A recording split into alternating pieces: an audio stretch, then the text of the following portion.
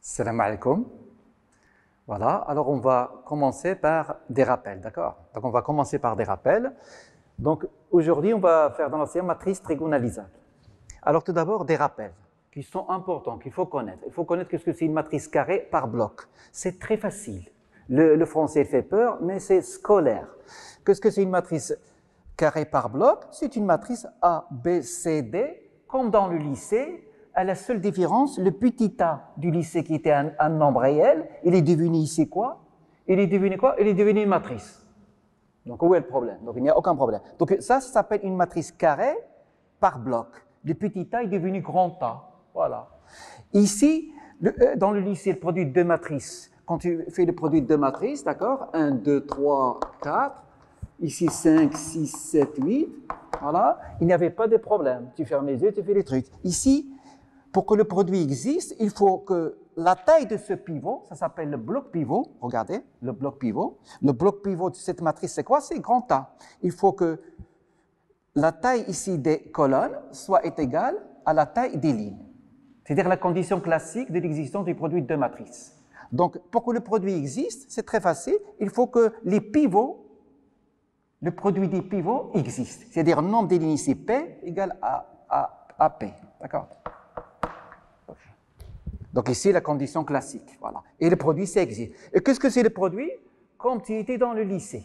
Qu'est-ce que tu fais dans le lycée? A fois A', c'est ça. Plus B fois C'. Comme tu es au lycée. Mais à la seule différence, quoi? Tu n'as pas la commutativité. Tu n'as pas le droit d'écrire A' est égal à A'A'. Donc, tu le résumes en un seul mot. Tout se passe comme si on est dans M2 de R. Vous avez 15 ans. D'accord?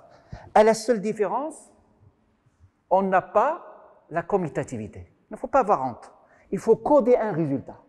Qu'est-ce que c'est une matrice carré bloc? C'est scolaire, c'est 15 ans. Si tu oublies le français, d'accord? C'est A, B, C, D. Et qu'est-ce que c'est petit a du lycée? Il est devenu quoi? Il est devenu grand A. Et le produit, pour que ça existe, il faut que le produit des pivots existe. C'est-à-dire le nombre des lignes ici est égal à ça. Et on a cette formule, mais il serait maladroit de retenir cette formule. Il serait très maladroit de retenir cette formule, car comme dans le lycée, à la seule différence, on n'a pas la commutativité. On n'a pas la commutativité. C'est très important ça, d'accord? Ça, c'est cette remarque qu'on peut même mépriser. Alors, il nous permet de démontrer des choses spectaculaires, d'accord? Voilà. Donc, il serait maladroit de retenir cette formule. Alors maintenant, cas particulier important. Je considère triangulaire par bloc. Je considère triangulaire par bloc. Voilà. Alors, que se passe-t-il dans la formule générale? C'est comme dans le lycée, regardez.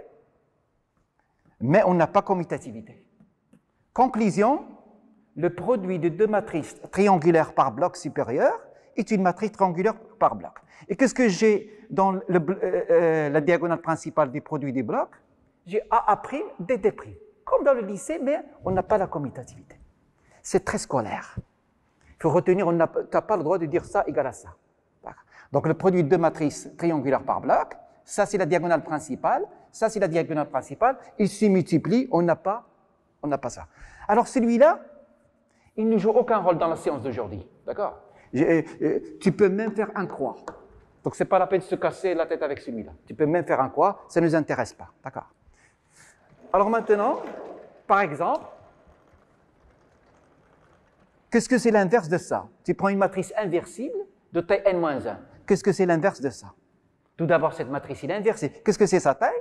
Tu prends quelqu'un dans la rue, d'accord? Il va te dire, monsieur, 1 fois p-1. Et pourquoi, monsieur? Parce que le produit, ça dans l'identité. Il y a des choses scolaires, il ne faut pas les rendre difficiles, d'accord? Qu'est-ce que c'est l'inverse de ça? C'est ça. Et pourquoi? Parce que le produit, c'est égal à l'identité. Pourquoi? À cause de la règle générale. Donc retenez-le comme dans le lycée. À la seule différence, on n'a pas la commutativité. Alors maintenant, commence la séance. Qu'est-ce que c'est la séance? C'est, on va montrer que toute matrice dont le polynôme caractéristique scindé est trigonalisable. Qu'est-ce que c'est trigonalisable? C'est une définition. D'accord? J'ai profité du temps pour écrire la définition, car c'est du français. Une matrice A carrée est dite trigonalisable s'il est semblable à une matrice triangulaire. Il y a 2 mois, qu'est-ce que c'est le souhait d'une matrice? Le souhait d'une matrice est d'être semblable à une matrice diagonale. Et pourquoi? Parce qu'une matrice diagonale, c'est comme un nombre. Je l'ai dit 1000 fois dans les vidéos, etc. Ce n'est pas la peine que je répète 1 milliard de fois les choses. Maintenant, quel est le deuxième candidat en cas d'échec? Si ce n'est pas possible, d'accord? On dit que A est diagonalisé. Ce que je veux dire A est diagonalisé, c'est-à-dire qu'il est semblable à une matrice diagonale. Mais en cas d'échec, qu'est-ce que je fais? C'est normal. Je choisis une matrice triangulaire. Et pourquoi choisir une matrice triangulaire supérieure, d'accord? Parce qu'une matrice triangulaire, c'est la même chose. Une matrice triangulaire, quand tu prends une matrice triangulaire, le produit, c'est quoi le produit? Les diagonales principales, ça se multiplie. De toute façon, je vais revenir sur ça en TD, d'accord? Je vais revenir sur ça en TD. En résumé, une matrice triangulaire, tu élèves à la puissance k, ça rentre à la diagonale principale. Je vais revenir sur ça. Donc, en résumé, les calculs sont faciles pour une matrice triangulaire. Donc, il ne faut pas se précipiter, d'accord? Il faut admettre qu'une matrice triangulaire, c'est facile. Et si Dieu le veut, dans 15 jours, on va vers réduction de Jordan. C'est un choix intelligent de matrice triangulaire supérieure. Voilà. Donc, il faut aller très doucement dans le cours, d'accord? Pour le moment, une matrice dite trigonalisable, c'est semblable à une matrice triangulaire supérieure. Pourquoi j'ai choisi supérieur? Parce que supérieur et inférieur, c'est la même chose, ils sont toujours semblables. Donc, il faut apprendre à accepter une définition. Donc, inutile de poser la question pourquoi c'est supérieur et inférieur. Voilà. Alors, exercice pour comprendre ça, je prends une matrice de taille n. Quand j'ai une matrice de taille n, je peux la partitionner comme je veux.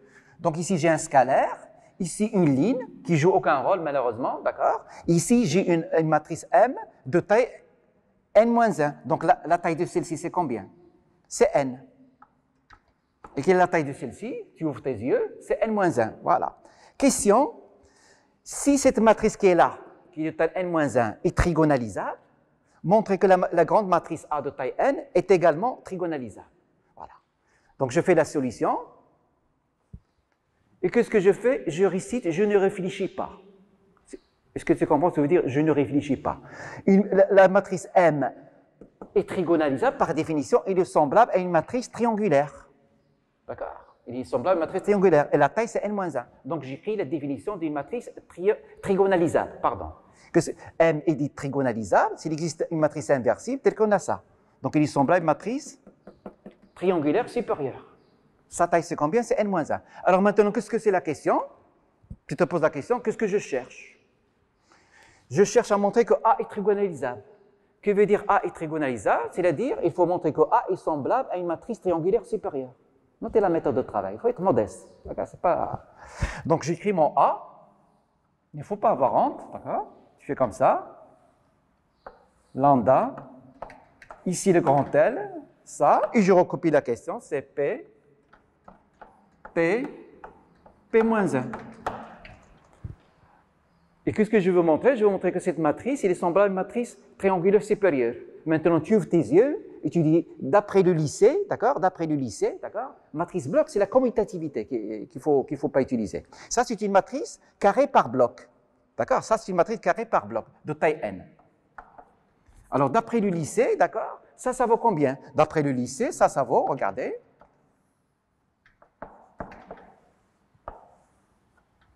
Je n'exagère pas, d'accord?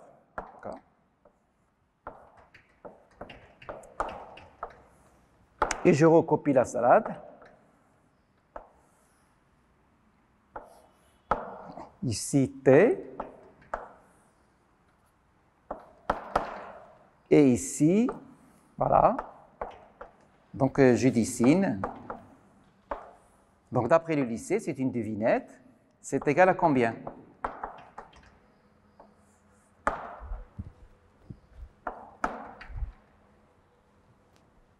D'après le lycée, regardez, les matrices triangulaires par bloc, les diagonales se multiplient par bloc, d'après la formule générale. Regardez la formule. Regardez. Regardez la formule. On n'a pas la commutativité comme dans le lycée. Les diagonales principales elles se multiplient par bloc. Donc regardez, regardez. Quand tu multiplies par bloc, regardez, les diagonales principales, regardez les diagonales principales, tu récupères bien ça. Et nous, c'est ce qui nous intéresse. C'est les diagonales principales. Les autres choses, ça nous intéresse. Ce qu'il y a là, ça ne m'intéresse pas. Je sais que c'est égal à LP. d'accord? Et tu peux le déduire, comment tu veux le déduire, si tu veux le connaître? Tu fais comme ça, hors sujet, et tu calcules, qu'est-ce que tu calcules? Tu calcules ça, voilà, tu calcules ça. Tu calcules cette matrice, 1, 0, P-1,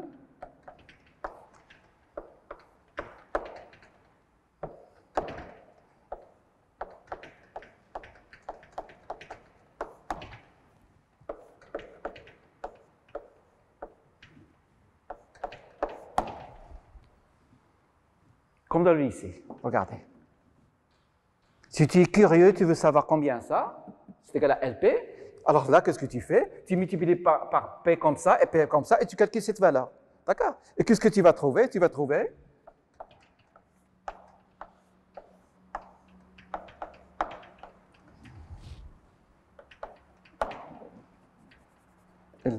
tu vas trouver donc LP, ouais. T. Voilà, voilà. Voilà, voilà, voilà. Donc tu fais comme dans le lycée, regarde. Tu multiplies ça. Tu vas trouver ça. Voilà. Et après, qu'est-ce que tu fais après? Qu'est-ce que tu fais après? Les nombres lambda, petit L, qu'est-ce qu'ils sont devenus? Sont devenus de grands L, des grands P, etc. Tu fais ça dans le brouillon et tu recopies le résultat si tu es curieux de savoir qu'est-ce que c'est ça qui ne nous intéresse pas. Voilà. Alors maintenant, c'est terminé. La matrice de départ qui est là, c'est égal à quoi? Il est semblable à quoi? Il est semblable à cette matrice. Pourquoi? Parce que cette matrice, si j'appelle cette matrice P tilde, qu'est-ce que c'est cette matrice qui est là? On vient de le voir dans l'exemple, c'est P tilde moins 1. Donc cette matrice de départ, c'est égal à P tilde, cette matrice qui est là, fois P moins 1. Donc il est semblable à celle-ci. Donc A, regardez A, est semblable à celle-ci. C'est la cuisine, ni rien. C'est le lycée. A est semblable à ça. Et qu'est-ce que c'est ça? Qu'est-ce que c'est grand T? Grand T est une matrice triangulaire supérieure. Donc, en résumé, grand A est semblable à une matrice triangulaire supérieure. Par définition, ce qu'on dit, on dit que A est trigonalisable. Donc, ce qu'il faut retenir, si M est trigonalisable, automatiquement, la matrice A est trigonalisable. Donc, la trigonalisation est une propriété héréditaire. Voilà. Alors, maintenant, on va commencer la séance. Alors, le but de la séance, c'est quoi?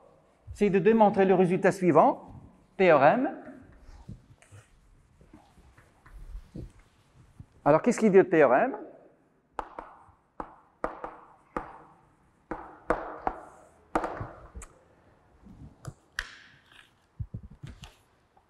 Qu'est-ce qu'il dit le théorème? Une matrice A est trigonalisable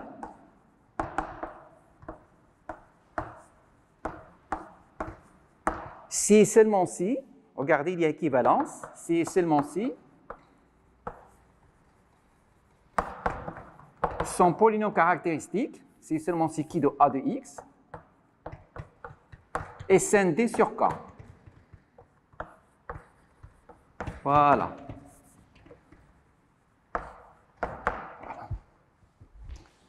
Voilà, donc on va montrer ce théorème. Donc je répète, une question naturelle se pose. Quand est-ce une matrice est trigonalisable?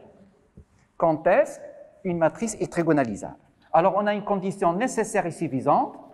Une matrice A est trigonalisable si seulement si son polynôme caractéristique est scindé. Que veut dire scindé? Donc il faut se débarrasser des lacunes. Scindé veut dire produit de polynômes de premier degré, une première manière de voir les choses. Voilà. Produit polynôme premier degré. Voilà. Alors, preuve.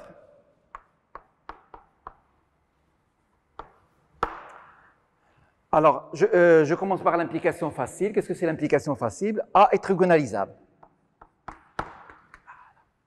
Donc, que veut dire A est trigonalisable? J'écris mon hypothèse. Donc, qu'est-ce que c'est l'hypothèse? Regardez. A est semblable à une certaine matrice triangulaire, d'accord? mais qui possèdent les mêmes valeurs, bien qu'on n'a pas besoin. D'accord? Mais il ne faut pas ignorer, la seule chose importante, c'est sur la diagonale principale, il y a les valeurs propres de A. Voilà, A est semblable à ça. Donc A est trigonalisable, donc il est semblable à une matrice triangulaire supérieure, ça. Alors maintenant, qu'est-ce que je cherche à montrer? Que le polynôme caractéristique est scindé sur K, produit de polynôme de premier degré. Qu'est-ce que je dis? A est semblable à T, donc deux matrices semblables, ils ont le même polynôme caractéristique. D'où le polynôme caractéristique de A de X est égal au polynôme caractéristique de T de X. Et qu'est-ce que c'est le polynôme caractéristique d'une matrice triangulaire? Des choses obligatoires. Quelqu'un qui ne connaît pas le produit, qui ne connaît pas le polynôme caractéristique d'une matrice triangulaire, c'est grave. Qu'est-ce que c'est? Qu'est-ce que c'est l'avantage d'une matrice triangulaire? Quelle est la matrice dont le polynôme caractéristique il se trouve dans la ceinture? Devinez. Quelle est la matrice dont le polynôme caractéristique se trouve dans la ceinture? C'est une matrice triangulaire. Une matrice triangulaire est une matrice à diagonale propre. Une matrice triangulaire est une matrice à diagonale propre. Qu'est-ce qu'on entend par propre? C'est-à-dire tu regardes. Le polynôme caractéristique, il est visible, il est là. Donc c'est égal à quoi? C'est égal à ça. Voilà. Donc il est scindé, produit de polynôme de premier degré. Ce n'est pas la peine de préciser la multiplicité.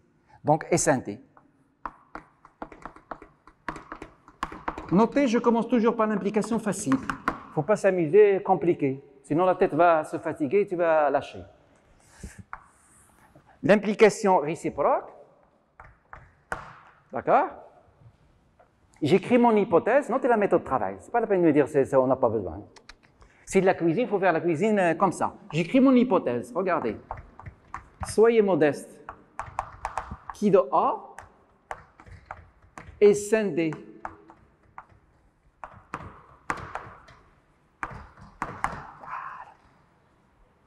Que veut dire qui de A est scindé? Donc ça c'est l'hypothèse. Cela veut dire que tant qu'il A de X, il s'écrit comme ça.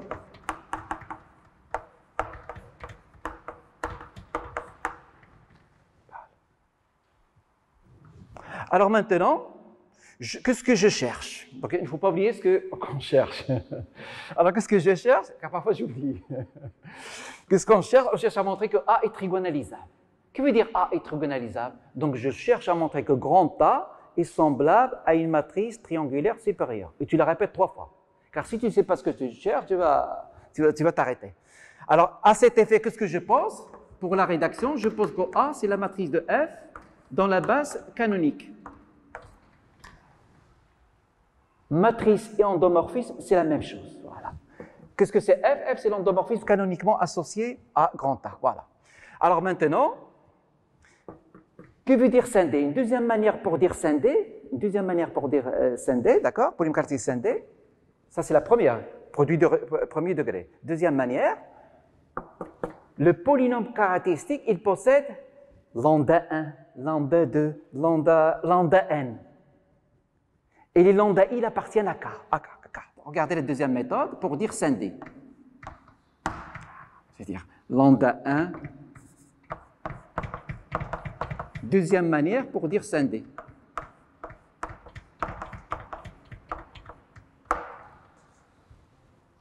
Par exemple, nous, S3, combien il vaut le corps? On travaille sur C, car il vaut R aussi dans le S3. Que veut dire scindé sur R? Scindé sur R signifie que les valeurs propres complexes qui existent toujours d'après le théorème d'Alembert, lambda 1, lambda 2, lambda n à là, ils appartiennent tous à quoi? À R. Voilà. Imagine, j'explique à moi-même. Voilà. Donc scindé veut dire ça. Ils appartiennent quoi? À K. Et K c'est R. Imaginez K c'est R. Voilà. Qu'est-ce que j'ai fait maintenant? J'ai lambda 1, lambda 2, lambda 3, je choisis une valeur propre, lambda. Soit lambda, notez la méthode de travail.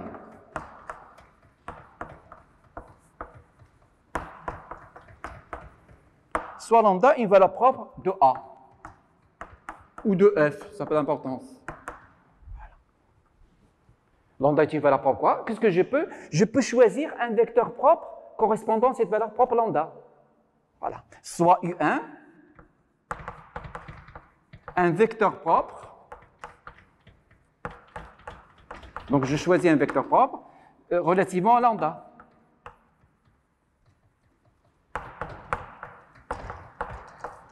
Donc, U1 appartient à E de lambda.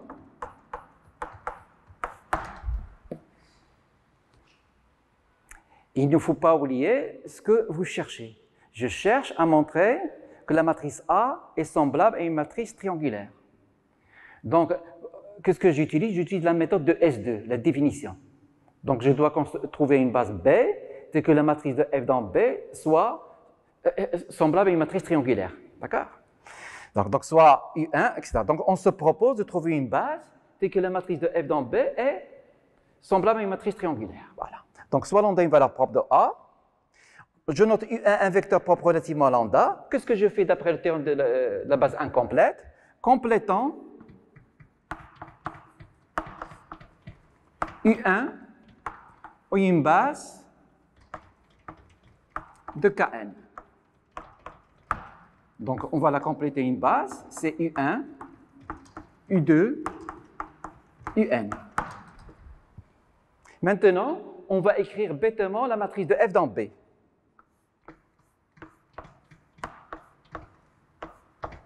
C'est une matrice qui est de la forme comment? Regardez. U1 est un vecteur propre. Que veut dire U1 est un vecteur propre relatif à la valeur propre lambda? Cela signifie que f de U1 est égal à lambda. Donc, il faut écrire ici U1, U2, etc., UN. Donc, f de U1, c'est lambda U1. Donc, c'est lambda.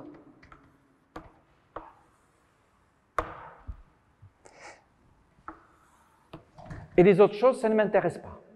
Ça ne m'intéresse pas. Donc, que veut dire ça ne m'intéresse pas? Ici, il y a une certaine matrice grand M de taille n-1, d'accord, etc. Alors, je répète, on montre par récurrence la réciproque. On montre par récurrence la réciproque. D'accord? Alors, pour n égale 1, c'est évident, d'accord? Pour n égale à 1, c'est évident. Voilà. On veut montrer la réciproque. C'est-à-dire, je suppose que ce polynôme caractéristique est scindé. Et je veux montrer que A est trigonalisable. Pour n égale à 1, c'est évident. D'accord. Je suppose que la propriété est vraie au rang n. Donc, on suppose que la propriété est vraie.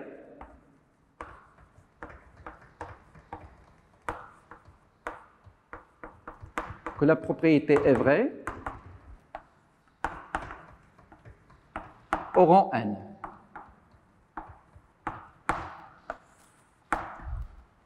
Voilà. Et je veux montrer les trucs. Donc, je suppose que... Alors, je veux montrer les trucs. Alors, regardez, donc la matrice de f dans B, c'est ça. Voilà. Alors, donc ici au rang n-1, pardon. Donc, je raisonne par récurrence. Alors, maintenant, je vais appliquer l'hypothèse de récurrence à cette matrice grand M. Donc, appliquons l'hypothèse de récurrence à cette matrice grand M. Voilà.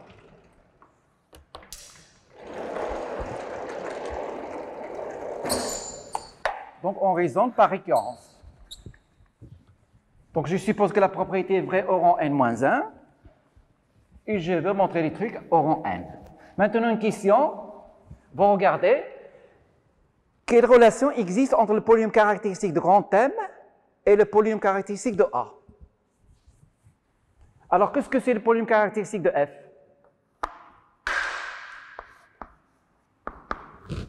Il faut la retenir. D'accord. Le polynôme caractéristique de F, c'est égal au polynôme caractéristique de la matrice de F dans n'importe quelle base. Mais moi, je vais choisir la base grand B. Voilà. Et regardez la matrice de F dans B, comme elle est.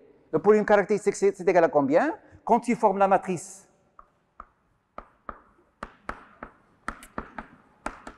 tu la formes. C'est évident, d'accord? Quand tu formes cette matrice, voilà. Tu développes par rapport à la première colonne.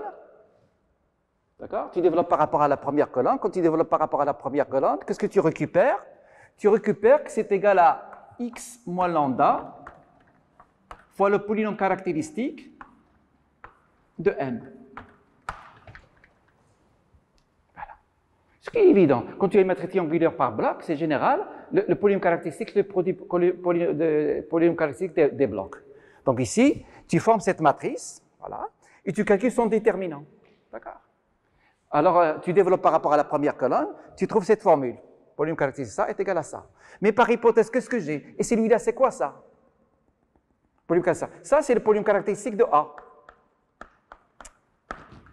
Et qu'est-ce que j'ai? J'ai celui-là divise le polynôme caractéristique de A. Donc, le polynôme caractéristique de M, il divise le polynôme caractéristique de A. Et qu'est-ce que c'est l'hypothèse? Le polynôme caractéristique de A est scindé. Donc j'applique l'hypothèse de récurrence à quoi? À grand M. J'applique l'hypothèse de récurrence à grand M. Voilà, d'après l'hypothèse de récurrence, qu'est-ce que j'ai? Donc qu'est-ce que j'ai déduit tout d'abord? D'où le polynôme caractéristique de M est scindé. Pourquoi? Parce que celui-là, il est scindé, et celui-là, il divise celui-là, donc nécessairement celui-là est scindé. D'après l'hypothèse de récurrence, qu'est-ce que j'ai?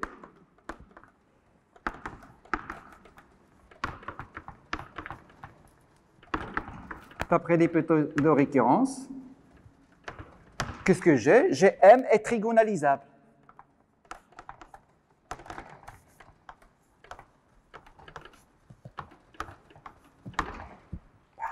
Donc M est trigonalisable.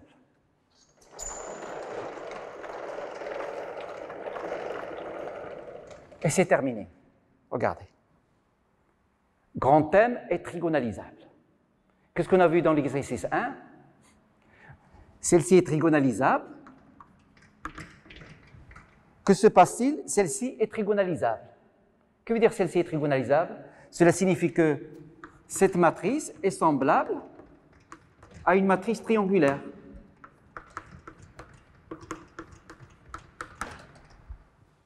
Mais il ne faut pas oublier que A, c'est la matrice de F dans la base canonique. Ça et ça, regardez ici.